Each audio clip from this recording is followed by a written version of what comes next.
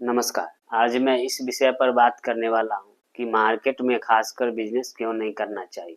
अगर आप करते हैं तो क्या-क्या दिक्कत का सामना करना पड़ेगा, क्या इन्वेस्ट लगेगा, क्या-क्या करना पड़ेगा, सारा कुछ बताने वाला हूँ इस वीडियो में। तो चलिए शुरू करते हैं। तो कहने का मतलब ये है कि आप अक्सर देखते होंगे बाजार में, मार्केट में 100 में से 99% दुकानदार परेशान रहते हैं।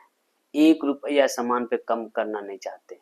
कहते हैं बचत ही नहीं है, बहुत परेशान में चल रहा हूँ, ऑनलाइन वालों ने हालत खराब कर रखी है, पहला वाला अब धंधा है कहाँ, ये है वो है, बहुत सारा ऐसा बात बोलते रहते हैं। खासकर एक बात पर और ध्यान दीजिएगा कि एग्जाम्पल के लिए आप अगर देखते होंगे 99% दुकानदार परेशान ही रहते हैं। कोई सामान लेते हैं, कहते हैं 1-2 रुपया कम कर देने के लिए, तो बोलते हैं यार पहला वाला बिक्री बट्टा है कहाँ, बहुत परेशान में चल रहा हूँ, ऑनलाइन वाले ने हमको हालत खराब कर रखा है, क्या करे, बचत नहीं है। और खासकर इस बात पर ध्यान दिए होंगे कि एग्जाम्पल के लिए आप कहीं मार्केट जा रहे हैं कोई अदर काम से, ध्यान आया कि घर पे एक शैम्पू खत्म है, एक डब्बा ले लेते हैं। तो एग्जाम्पल के लिए मानिए 90 रुपया प्रिंट है डब्बा पे, और उसको बोलते हैं 1 रुपया कम कर लीजिए, 89 ले लीजिए, तो हरगिज लेने के लिए वो तैयार नहीं होता, कहता है बचत ही नहीं है। वही डब्बा अगर गाँव में लेते हैं किसी से, जनरल स्टोर से, किसी दुकानदार से, आप प्रेम से बोलिए कि भैया 1 रुपया कम दे रहे हैं, तो बोलेगा कोई दिक्कत नहीं, ठीक है जाइए, कोई बात नहीं। तो उसमें इसमें क्या फ़र्क, बाज़ार गए आप तो खर्चा भी करके गए मार्केट में, यहाँ बैठे-बैठे घर से निकले, 2 कदम गए, सामान लेके आ गए। दरअसल बात ये है कि परेशानी यहाँ से शुरू होती है कि मान के चलिए आप अगर मार्केट में दुकान करते हैं, तो सबसे पहला स्टेप आपको क्या उठाना पड़ेगा कि कोई भी छोटा से छोटा दुकान लीजिएगा तो कम से कम अभी के समय में यानी 2.5 से 3 लाख रुपया आपको अग्रीमेंट देना पड़ेगा। 2.5 से 3 लाख रुपया अग्रीमेंट देना पड़ेगा। उसके बाद क्या होगा कि आप एक अग्रीमेंट पेपर भी बनाना पड़ेगा। उसमें कम से कम मिनिमम 1000 रुपये का स्टाम्प लगाना पड़ेगा कि बाय द वे कहीं कोई त्रुटि हो गया मकान मालिक से और आपके बीच में कोई विवाद हो गया, तो मैं कम से कम 1000 का स्टाम्प रहेगा तो कोर्ट में वैल्यूएबल होता है वो। मान के चलिए ना 5000 रुपया सब कुछ करने के बाद, कागज ठीक ठाक कराने के बाद आपको 5000 रुपया उसमें लग जाएगा।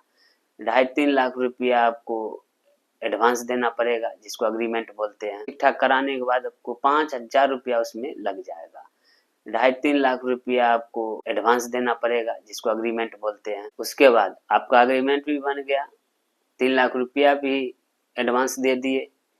उसके बाद क्या करना है आपको कि कम से कम भी खर्च करके आप अगर रेक काउंटर यानी फर्नीचर का काम करवाते हैं तो लाख रुपया आपको पड़ेगा।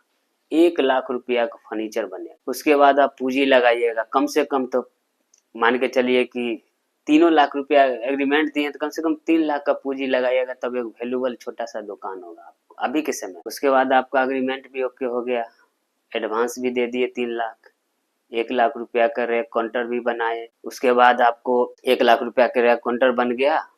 उसके बाद क्या है, सामान लाए कम से कम 3 लाख रुपया का। उसके बाद बैठिएगा, आप अगर कम से कम 20 से 25 किलोमीटर भी घर दूर से मार्केट से, तो जाने आने का तेल खर्चा कम से कम 200 रुपया लगेगा।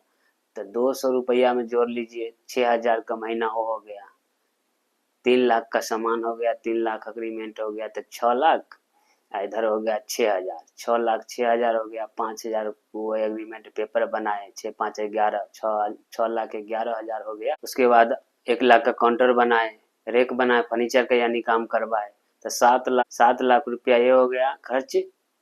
उसके बाद आपको किराया कम से कम मिनिमम मानिए तो 5000 रुपया तो किराया देना ही पड़े, यानी 7 लाख 11,000। उसके बाद बिजली बिल हो गया, मान के चलिए अगर 500 की भी महीना बिजली बिल लगता है तो कितना हो गया। उसके बाद अगर पानी भी मार्केट में खरीद के पीते हैं 10 रुपया अगर डेली में पीते हैं तो 300 रुपया का पानी हो गया।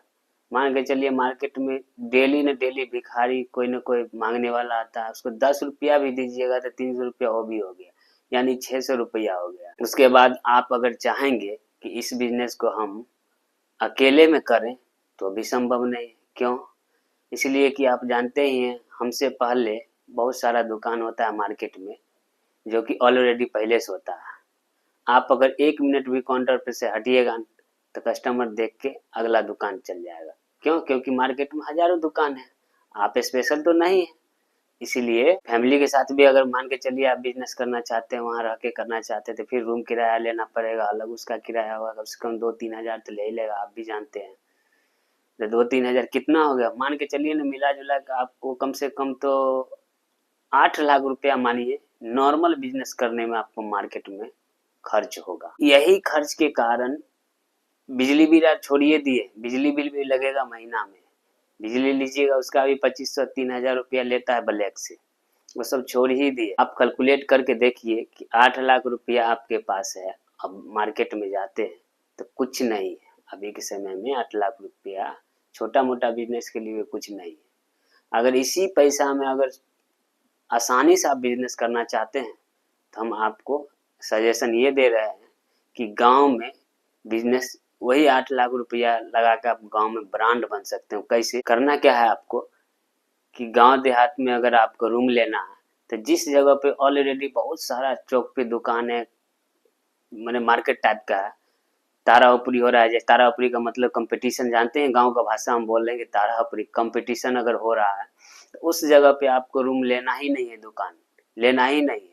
लेना कहाँ पे है आपको, तो आप क्या कीजिए कि जहाँ इक्का दुक्का दुकान बनता है साइड में जाके आप एक दुकान ले लीजिए। लेने के बाद क्या करना है आपको, कोई एक ऐसा बिजनेस आपको चुनना है जिस लाइन में आपको जानकारी हो, लगे कि हाँ ये चीज में हमको थोड़ा बहुत एक्सपीरियंस है, जानकारी है और इंटरेस्ट भी है। खासकर बिजनेस वही बिजनेस सक्सेस होता है कि करने वाला को जिस बिजनेस में इंटरेस्ट हो, मन लगे, जैसे कपड़े हो गया, जूता चप्पल हो गया, श्रृंगार हो गया, कुछ भी ले लीजिए करना, तो साइड में जाके एक रूम लेना है और वही सारा रुपया उतना जो मार्केट में खर्च होता था वही रुपया यहाँ लगा के आप आसानी से।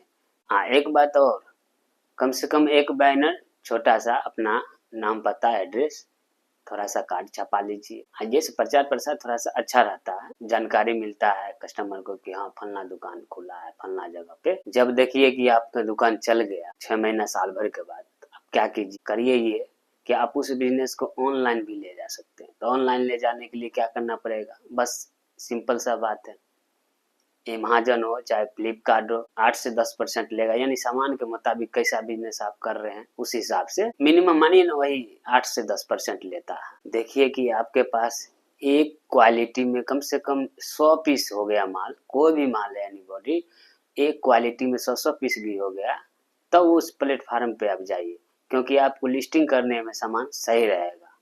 क्यों, क्योंकि 1-2 पीस रहेगा, आप लिस्ट कर दीजिएगा अमेज़न या फ्लिपकार्ट पे, कस्टमर ऑर्डर करता है, आपके पास अगर माल नहीं होता है दिक्कत का सामना करना पड़ता है, क्योंकि ऑर्डर जब आ जाएगा तो वो माल कब कैसे दीजिएगा आप उसको अवेलेबल करवाइएगा। इसलिए कम से कम एक क्वालिटी का 100 पीस होना चाहिए। तो जाते जाते हम आपसे यही कहना चाहेंगे कि आपको लगे कि इस वीडियो से कोई सीख मिला हो तो आप अपने दोस्तों के साथ जरूर शेयर कीजिए।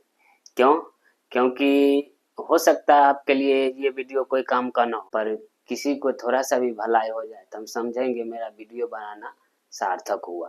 तो जाते जाते आपसे हम एक बात कहना चाहेंगे, तो कहना ये चाहेंगे कि जब पसंद का चीज ही ना मिले तो क्या फर्क पड़ता है, चाहे जो मिल जाए। आपको ये वीडियो अच्छा लगा हो तो अपने दोस्तों के साथ जरूर शेयर कीजिए। धन्यवाद।